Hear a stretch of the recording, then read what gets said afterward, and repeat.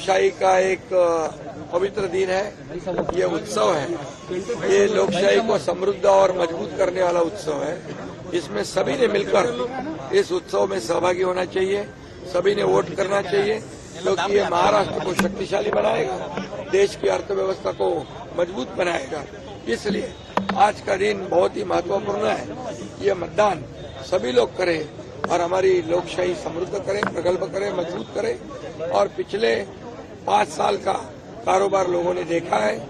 2019 में क्या हुआ था, लोग आज भूले नहीं है। लोगों का मैंडेट क्या था, और लोगों का मैंडेट था महायुति, जनता का मैंडेट था महायुति, लेकिन सरकार महायुति की नहीं बनी। इसलिए वो लोगों के ध्यान में है पूरी तरह।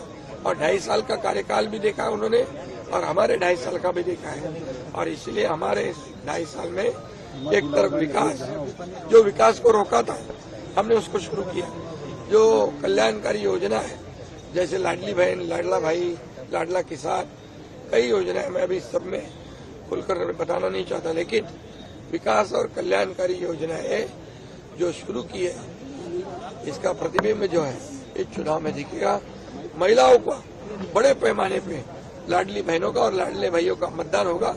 और मैं सभी से गुजारिश करता हूँ, लोकशाही में वोटिंग होना चाहिए। ये हमारा अधिकार है, हमारी जिम्मेदारी है, वो हमने बखूबी निभानी चाहिए। और इसलिए सभी वोट करें। और मुझे विश्वास है 2.5 साल में जो महायुति ने काम किया है, जो कल्याणकारी योजनाएं, जो विकास, उसके बलबूते पे आने वाली सरकार जो है मजबूत थम्पिंग मेजोरिटी की, ये महायुति की होगी।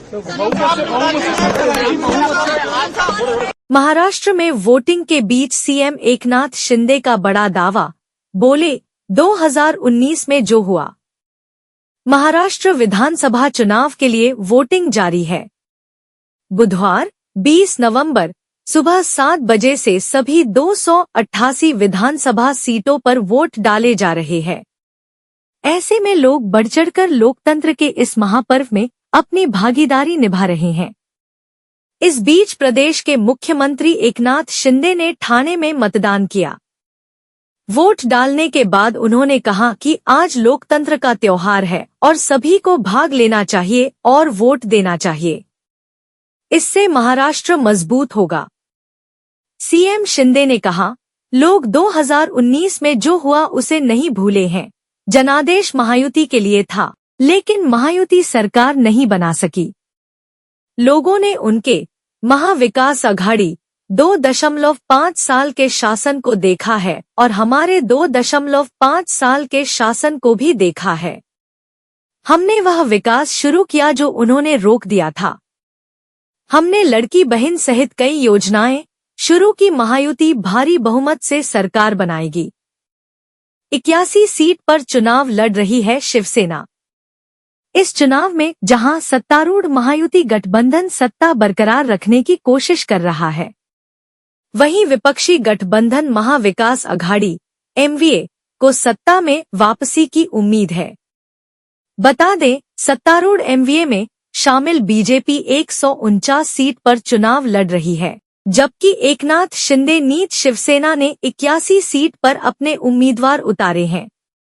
अजित पवार के नेतृत्व वाली एनसीपी 59 सीट पर चुनाव लड़ रही है।